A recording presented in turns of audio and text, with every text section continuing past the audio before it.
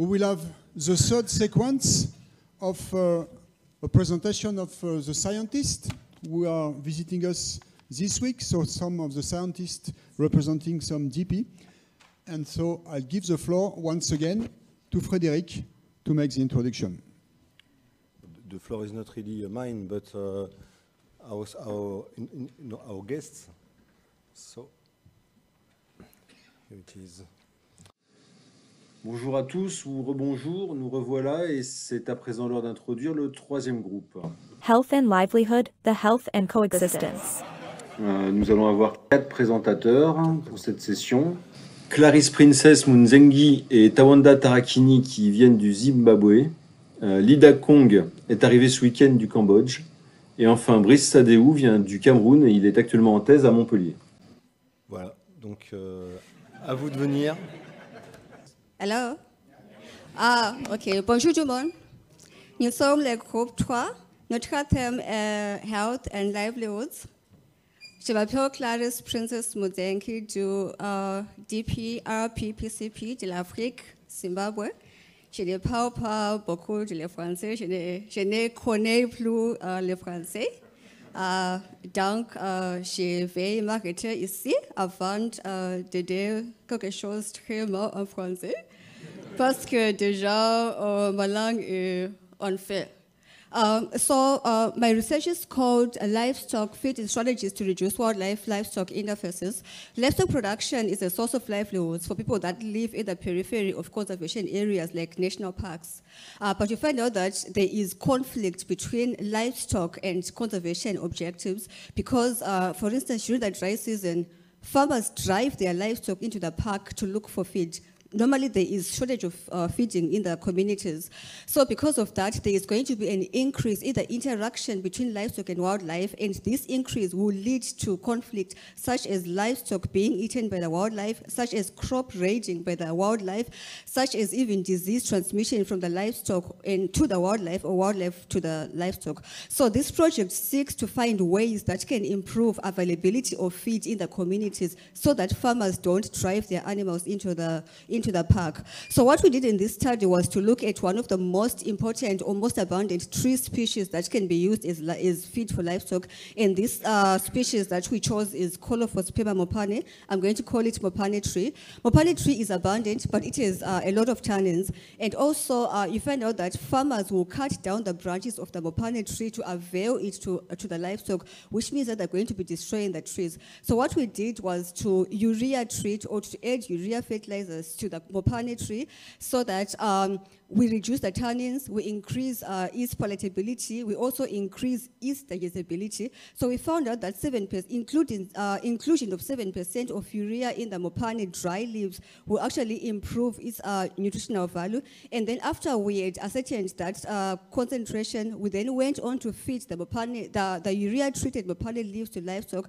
And we found out, we compared 3 groups of animals that had been given the urea-treated mopane leaves, animals that were given conventional feed that we bought from the shops, and animals that were not given anything. And what we found out was that when we fed mopane leaves, the animals actually did eat the dry grass that was available, but those animals that were not given, they did not eat. Actually, we fed maize tova. The animals that were not given the maize tova, they lost weight by it was a negative 21 kgs. Those animals that were given urea-treated leaves, they lost only 8 kgs of feed, but the animals that were given conventional feed is expected, they maintained their weight. So what we are getting from this study is that if we urea-treat mopane leaves, we can actually come up with a feed that can be used to supplement animals during the dry season, and then animals don't have to go into the park. And also because of that, we're going to conserve, we're going to manage the mopane tree. And I think maybe some of the things that we also learned is that if our study had gone on, maybe we could have seen an increase in the life weights of animals that were given urea-treated leaves. And we also, maybe in the future, we also intend to add molasses in order to improve palatability of the urea-treated leaves, or also the smell of the leaves. Our project, some of the constraints that we have, of course, financial, beaucoup de money that we need, and at the same time, maybe also the study, we don't have a lot of other studies that have been done in that area. So that is limiting. But from our group, I found out that we can have a lot of work that we can do together, because they are working on One Health, and really One Health tries to look at coexistence between either human livestock wildlife interface. So there is a lot of things that we can do together. And from yesterday, before I end, we also learned that there's a lot that we can do with policymakers as well in order to have more impact as a DP. Thank you very much. Merci beaucoup.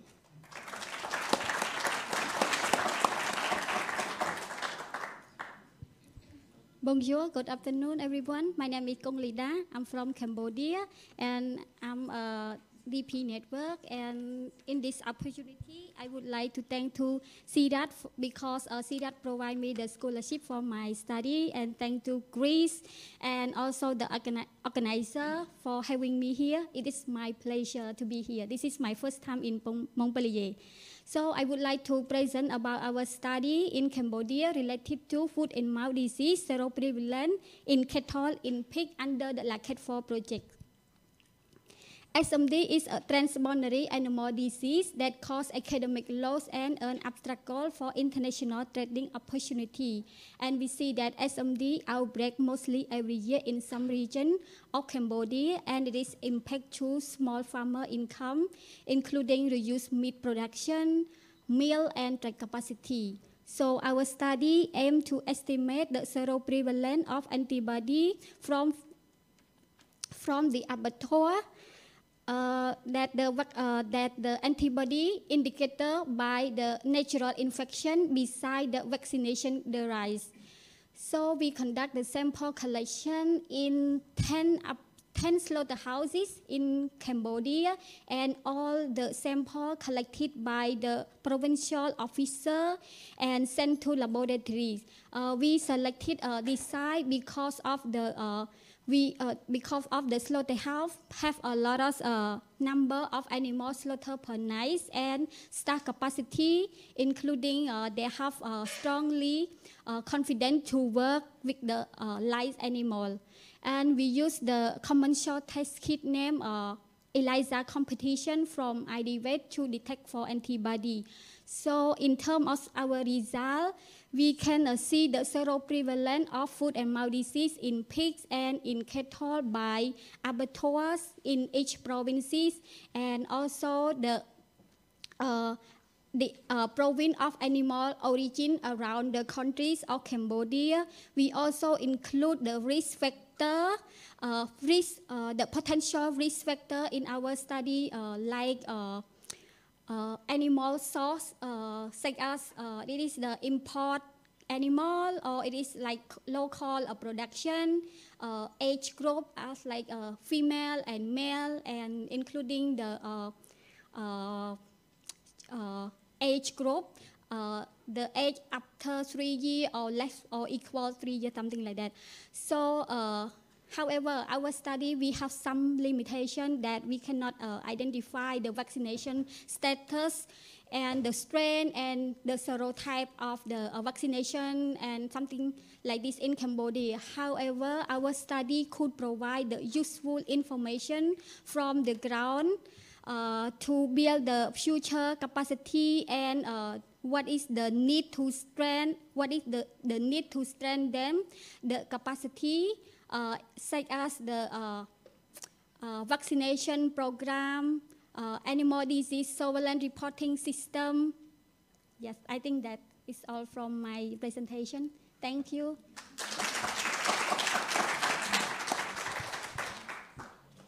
Good afternoon all. I think this is not the right platform for me to test drive my French, but you allow me to just go straight into our project. I'm Tawanda Tarakini from Chinhoyi University of Technology, and I'm from the DP Research Platform Production and Conservation in Partnership. Now I'm involved in a project called the Humani, which is short for Human and Animal Project.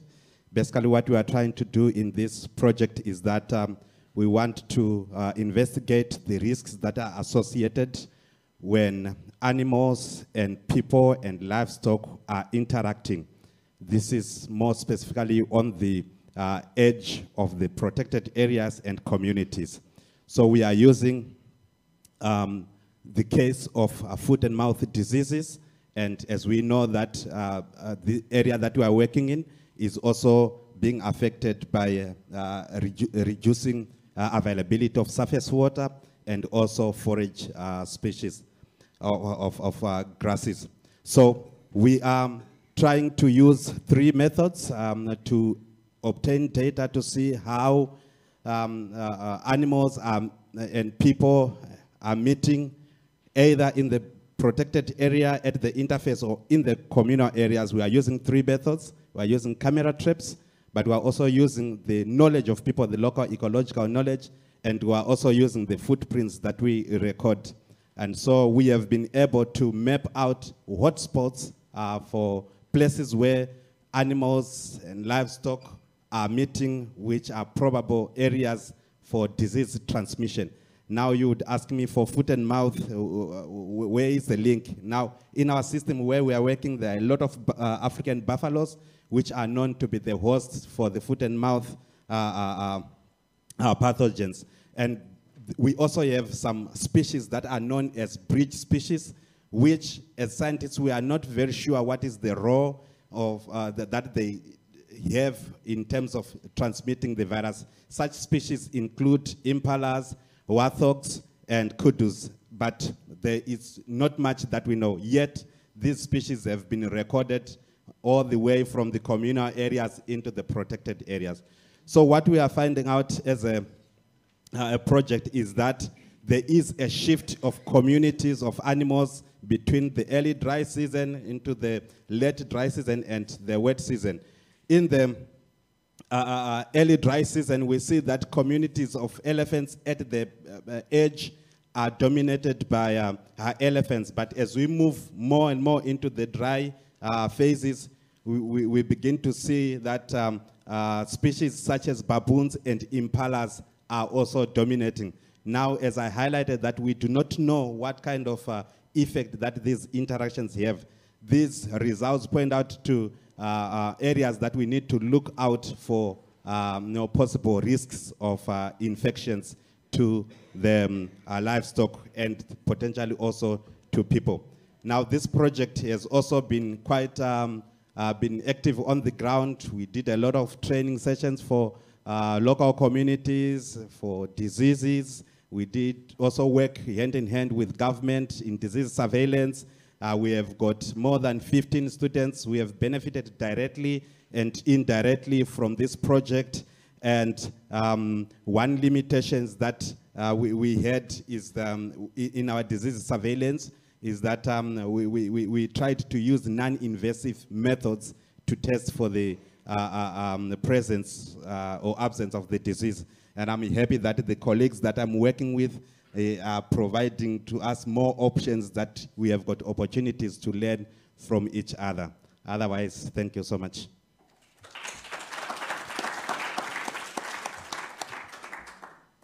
Ok, bonjour, merci, bonjour à tous. Je suis Brice Sadeux, doctorant en économie, associé au DP agroforesterie du Cameroun.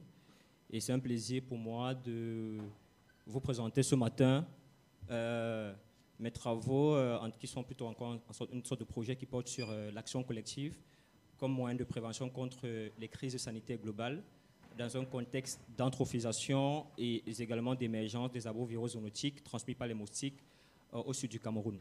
Donc effectivement, on part du constat selon lequel ces dernières décennies au Cameroun, particulièrement dans la région du sud, on constate une forte antrophisation due à diverses activités, notamment les projets structurants qui se matérialisent par la construction des ports en eau profonde, des barrages hydroélectriques, mais également des infrastructures routières.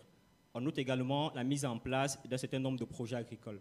Donc cette forte antrophisation, particulièrement liée aux projets agricoles, amène la population, les hommes, à davantage interagir avec la faune sauvage, ce qui crée davantage les interactions entre l'homme et les nouvelles espèces de pathogènes qui sont dans cette faune sauvage-là et les expose à des risques plus élevés de contamination et donc d'émergence des maladies zoonotiques transmises par les moustiques, notamment les arboviroses.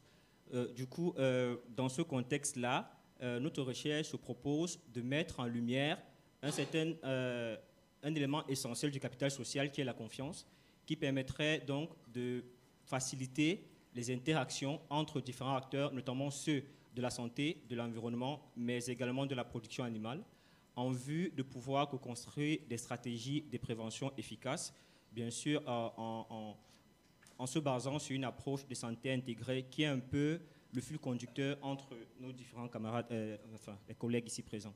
Donc du coup, par rapport à ce problème, nous nous appuyons sur une méthodologie plutôt qualitative, où à partir des entretiens exploratoires auprès d'un certain nombre d'acteurs plutôt publics globaux, mais également des acteurs locaux, nous nous proposons donc d'avoir comme résultat attendu au niveau plutôt d'une construction conceptuelle, de pouvoir enseigner sur les déterminants essentiels qui permettent de gouverner l'action collective de manière innovante afin de trouver des stratégies de prévention contre les arboviraux zoonotiques dans le contexte du Cameroun. Sur un plan en termes d'impact un peu plus opérationnel, en termes de résultats attendus, on se propose de contribuer à la mise en place d'une politique publique nationale de prévention, mais également de pouvoir contribuer à la structuration d'un système d'information, mais également de capacité d'action pour la prévention contre les maladies zoonotiques. Merci.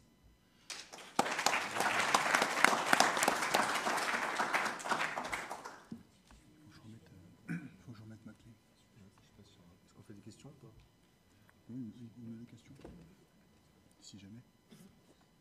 Si vous avez des questions à poser...